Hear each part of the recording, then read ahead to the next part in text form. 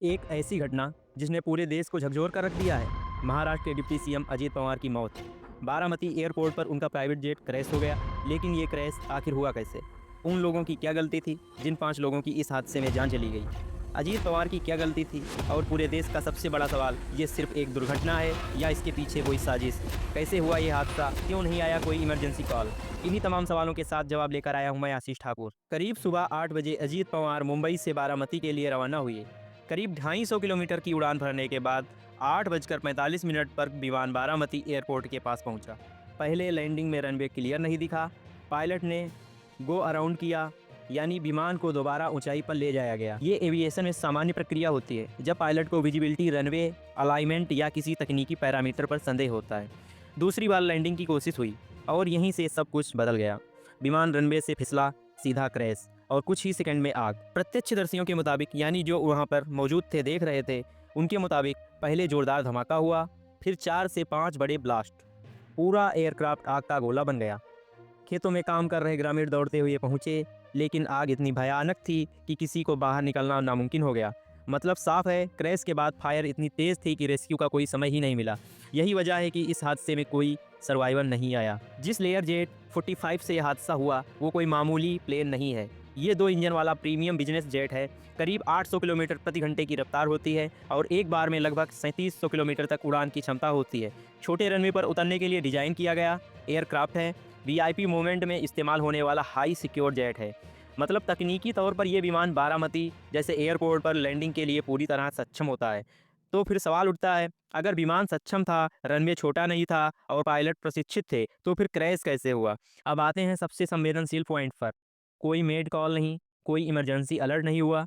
Aviation में जब भी गंभीर तकनीकी समस्या आती है, पायलट तुरंत एटीसी को मेडे या पैन पैन कॉल देता है। लेकिन यहाँ ऐसा कुछ नहीं हुआ।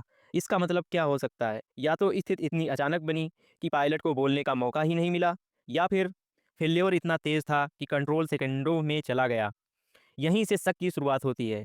अब जरा पीछे चलिए। देश पहले भी बड़े हादसे देख चुका है।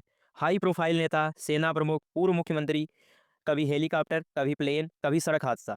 हर बार कोई बड़ा नाम, हर बार संवेदनशील समय, और अब अजीत पवार। ये सवाल इसलिए उठ रहा है क्योंकि जब घटनाएं एक पैटर्न में दिखने लगें तो जनता जवाब मांगती है। क्या ये सिर्फ संयोग है या सिस्टम में कहीं गहरी कमजोरी? राजनीति एंगल भी सामने आया है। ममता बनर्जी ने इस पूरे मामले की जांच पूरी सुप्रीम कोर्ट के निगरानी में कराने की मांग की है।